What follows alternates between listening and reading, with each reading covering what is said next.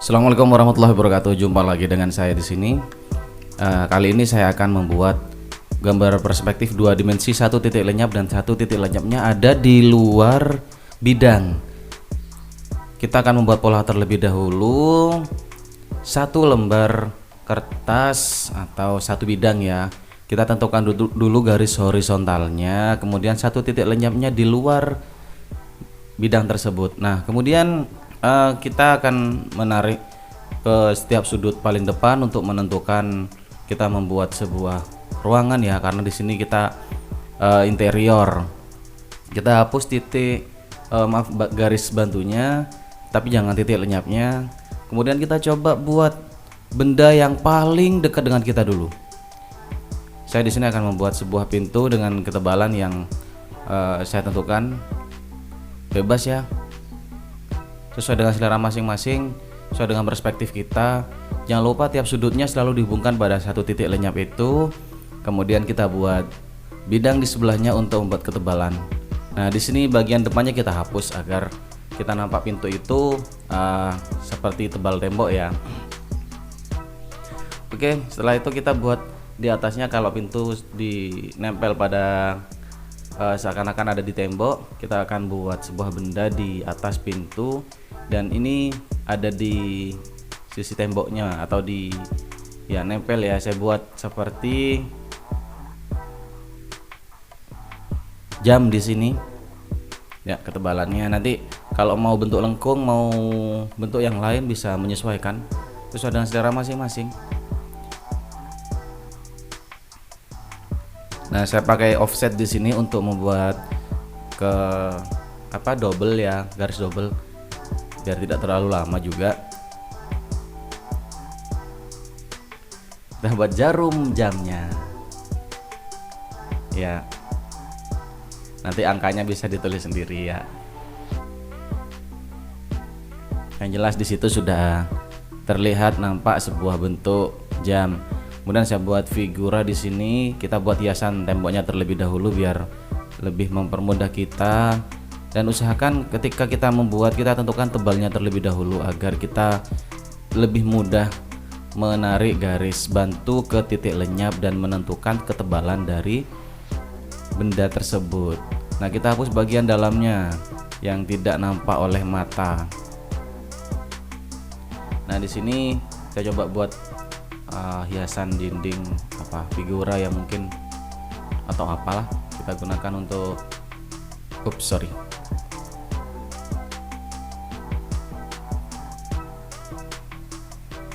ya. Jadi kita ini menentukan tebalnya, atau saya buat ini aja lah,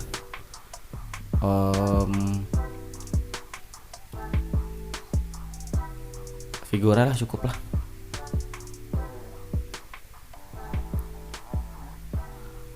Oke, setelah itu kita coba membuat plafon ya. Plafon di sini kita tentukan, kalau tadi kita tentukan bidangnya yang paling dekat dengan kita, kita sekarang tentukan yang paling jauh dari kita. Jadi kita membuat yang paling belakang, membuat terlebih dahulu polanya. Oke, kita hapus dulu bagian yang tidak penting. Nah, kita tarik paling depan. Nah, di situ ada garis berwarna ungu ya, sebagai acuan lurus dengan garis sebelumnya. Kita tarik paling depan. Nah, di sini kita bisa menghapus bagian belakang agar mempermudah pandangan kita, perspektif kita. Ternyata, nah harusnya di sini ini dihapus nantinya. Nah, biar nampak. Namun untuk membuat acuan selanjutnya saya tidak menghapusnya terlebih dahulu, karena menghapusnya nanti di bagian belakang saja. Kita akan membagi plafon ini menjadi beberapa bagian, jadi bisa membuat di paling depannya lagi. Nah, kita hapus di bagian yang tidak penting. Nah, jangan lupa ya, jangan menghapus sembarangan. Jadi kita lihat terlebih dahulu ini sesuai tidak dengan perspektif kita. Kita buat lagi, kita coba ulangi lagi dengan membuat bagian di depannya, dibagi lagi plafonnya. Baik, cukup 1 2 3, cukup 3 bagian saja. Kita hapus yang menjadi pembatas garisnya. Nah, bagian sini kita hapus karena ini seperti menghalang ya.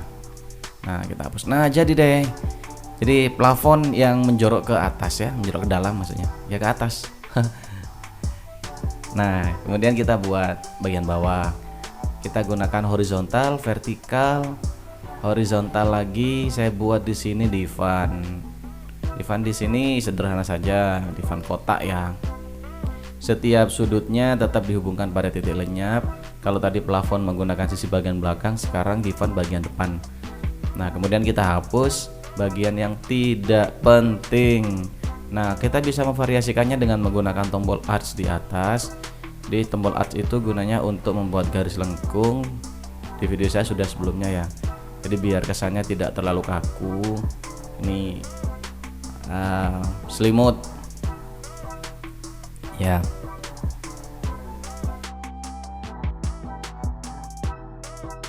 Lupa satu lagi, belum terhubung biar nampak tebal. Baik, kalau sudah, kita buat hiasan mungkin di sebelah, janganlah, agak ke dalam saja, agak ke bawah.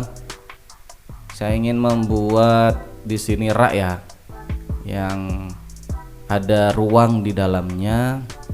Nah di sini kita perlu hati-hati menghubungkan tiap garisnya, karena kalau ketebalan ada ruang itu butuh ketelitian dan kejelian kita dalam membuat dan menghapus.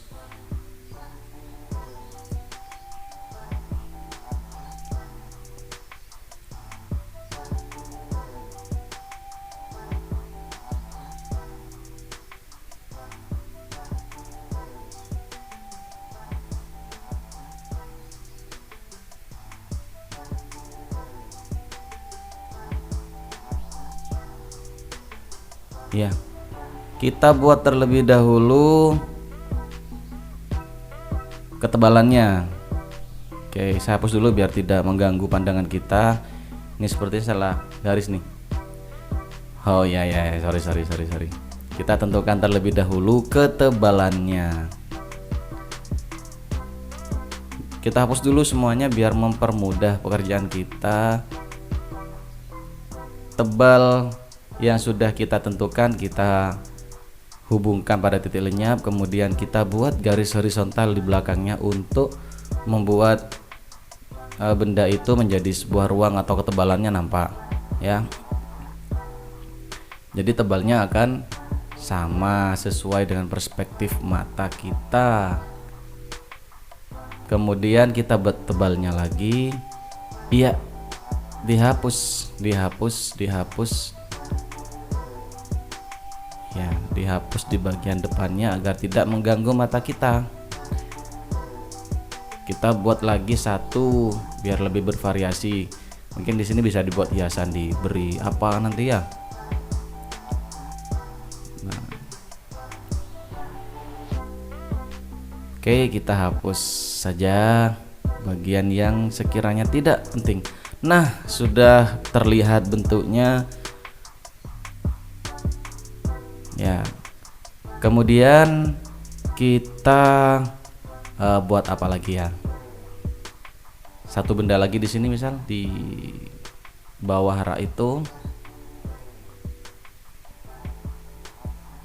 Pada dasarnya mudah ya. Kita hanya menentukan garis horizontal, vertikal, kemudian kita hubungkan pada titik lenyap.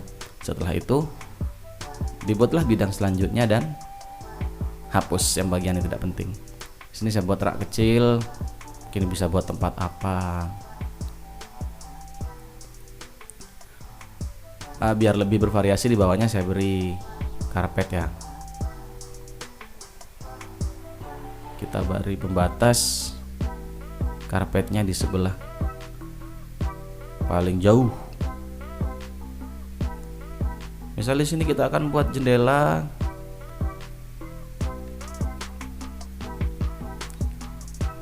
Kita bisa copy juga.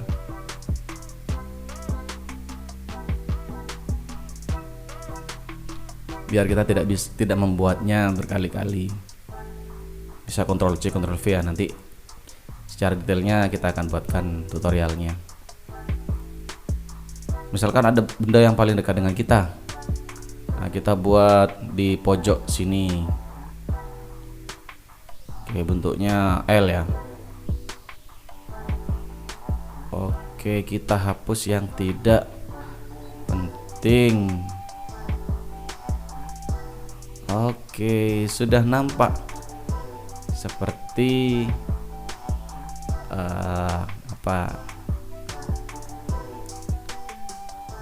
benda yang di pojok. Kemudian kita bisa buat lagi satu kotak di sana buat apa ya? Misal mau buat brankas ya, kotak apalah terserah.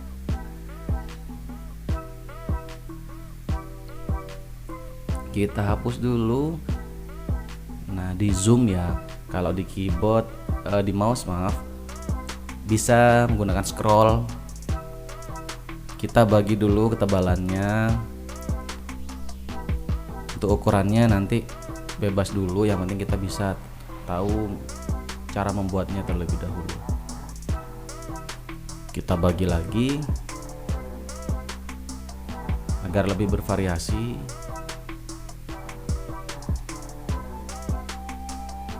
Brankas tanpa tutup. Oke, selanjutnya kita buat hiasan tembok, buat variasi-variasi yang lain ya. Dan kita juga bisa memberikan sentuhan-sentuhan warna di sini biar terlihat perspektifnya lebih jelas. Kita mungkin bedakan warnanya ya.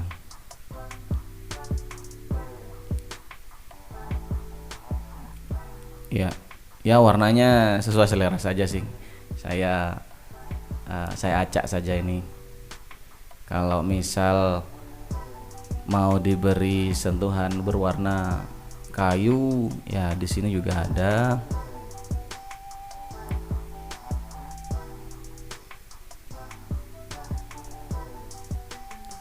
Atau karpet ya. Kita tinggal pilih di sini sesuai dengan selera kita. Diberi warna kayu atau apalah. Ya, jadi akan lebih memiliki nuansa yang hidup ya. Nah, inilah caranya bagaimana menggunakan satu titik lenyap di luar bidang. Terima kasih.